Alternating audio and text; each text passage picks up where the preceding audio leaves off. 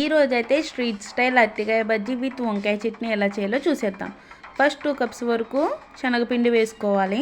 కొద్దిగా వాము, టేస్ట్కి సరిపడా ఉప్పు, చిటికెడ కారం, బేకింగ్ సోడా వేసుకొని వాటర్ వేసుకొని బాగా మిక్స్ చేసుకోవాలి. ఈ విధంగా మిక్స్ చేసుకున్న తర్వాత నేనైతే ఇక్కడ 4 అరటికాయలను తీసుకుని ఈ విధంగా స్లైస్ కింద కట్ చేసుకుని పెట్టేసుకున్నాను. ఇప్పుడు మనం మిక్స్ చేసుకున్న పిండిలో ఈ విధంగా డిప్ చేసుకుని వేడిగా ఉన్న ఆయిల్లో ఒక్కొక్కటిగా వేసుకుని గోల్డెన్ బ్రౌన్ కలర్ వచ్చే వరకు ఫ్రై చేసుకోవాలి. ఈ విధంగా గోల్డెన్ బ్రౌన్ కలర్ వచ్చిన తర్వాత ఆయిల్లోంచి సెపరేట్ తీసుకొని వేరే ప్లేట్లోకి వేసుకోవాలి. ఈ విధంగా కనమ అరటికాయ బజ్జీలు కూడా వేసుకోవాలి. బజ్జీలు అయితే రెడీ అయిపోయాయి. ఇప్పుడు స్టఫింగ్ కోసం సన్నగా తరిగి పెట్టుకున్న ఉల్లిపాయలు, దాంట్లో కొద్దిగా కారం, నిమ్మరసం, సాల్ట్ వేసుకొని మిక్స్ చేసుకోవాలి. ఇప్పుడు వంకాయ చట్నీ కోసం 5 వంకాయలు, 1 టొమాటో కట్ చేసుకోవాలి.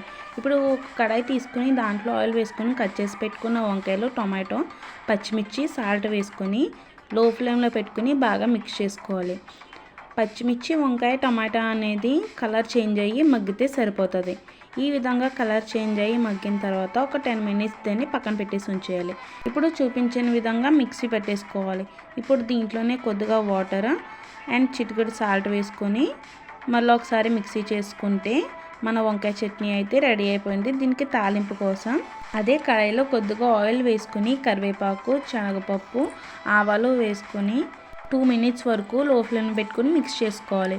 ఇప్పుడు మిక్సీ చేసి పెట్టుకున్న వంకాయ చట్నీని అయితే తాలింపులో వేసుకొని బాగా మిక్స్ చేసుకుంటే మన వంకాయ చట్నీ అయితే రెడీ అయిపోతుంది. వేడిగా అరటికాయ బజ్జీల్లోకి వంకాయ చట్నీ సూపర్ కాంబినేషన్. మీరు కూడా ఒకసారి ట్రై చేసి ఎలా వచ్చిందో కామెంట్ బాక్స్లో చెప్పండి. వెళ్ళేటప్పుడు మన ఛానల్కి like, share and subscribe for more.